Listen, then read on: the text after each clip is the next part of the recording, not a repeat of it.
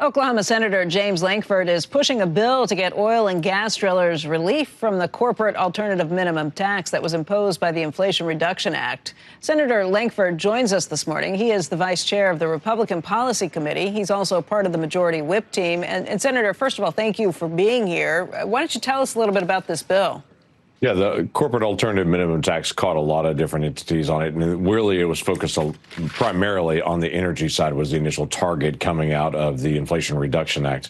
If we can't get rid of that entirely, we at least need to give some relief to those folks that are those independent producers. We're not talking about the mega companies, but a lot of independents, because as folks know, if you actually grow to a level that you actually get caught with the KMT, you're stuck in it at that point. So we need to be able to get some relief to them so they're not constantly worried about it. The last thing we want to do to a business is say, you can't keep growing. You've got to be able to cap your growth. That's not good for our economy, and it's not good for our energy future. Yeah, I understand the idea of wanting companies to be able to consider intangible drilling costs as a way of really promoting drilling, doing what the president has talked about. But do you think this flies as a separate bill, or shouldn't this get wrapped up in the one big, beautiful bill that's going to do everything from, figure out the taxes to figure out where we're doing with tariffs and other issues along the way? Why do this as a one-off? We're dropping it to be able to put it out there and to say, let's talk about this as one beautiful amendment and one big, beautiful bill. So the focus is, how do we actually get this out there, get it into the conversation and make everyone aware of it, to say we're not just talking about the 2017 tax bill and moving that forward. We're also talking about some other areas as well, including some things that were done in the IRA that really hurts our economy. Quite frankly, the intangible drilling cost really incentivizes companies to drill the next well, to make sure we're doing more domestic production. And it's a basic expense that every single business has. So right now we're treating energy production differently than we're treating other manufacturing. This just levels the playing field for them. Okay, this is interesting, though. Is this what we're going to see? A lot of bills that are put out for discussion to really elevate the issue, make sure that people understand it, the public, the other senators, the House potentially on these issues. Is this what we're going to be looking at for the next several months? Everybody trying to say, look at this very carefully, because we're talking about one big, beautiful bill, but it's going to have a lot of moving pieces. And I would guess that the negotiation began 3 days ago and will continue until that bill gets put forward.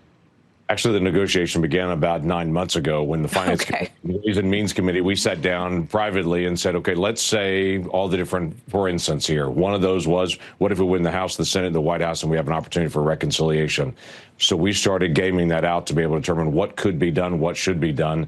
So we've got all the things on the whiteboard on it, but we've actually got to get the language right in each individual segment. So you don't write the whole bill all at once. You write the different pieces, do the technical work that's on that, and then be able to say, let's get this piece into the whole. That sounds like a protracted and kind of messy process. What are the odds that these things each get picked up? And even if this gets voted on, what are the odds it winds up in the final? I mean, there's so many stories we hear about the back and forth, the negotiations, the deal making. Let's just take salt, for instance. You have the New York and New Jersey Republicans who have said that they would vote against it in the House if they can't get the salt deductions lifted to 20,000 or maybe more. How does this all work out? As somebody who's on the policy committee, as somebody who sees everything that's taking place, describe the process.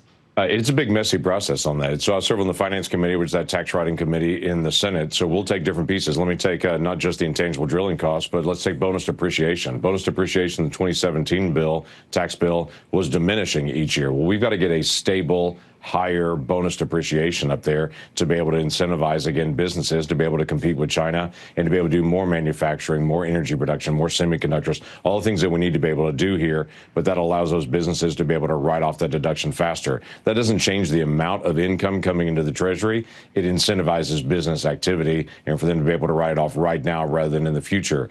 That's a way that we can actually impact the economy. That's one slice of that I'm working on among many. So we work it out in our committee. We work it out with the House members. I met with some of the House members on Ways and Means earlier this week, and we start talking through what's the parameters, what's the fence that we're going to try to put in, how we're going to manage this, and to be able to make sure that we get the pieces in that help our economy and take the pieces out that don't. All of that has to be negotiated behind the scenes, and at the same time, I would assume you're working pretty closely with President Trump to make sure that he's on board with the proposals you're putting forth. Sure. Yeah, they've got ideas. The White House has ideas. Ways and Means has ideas. The Senate Finance Committee has ideas.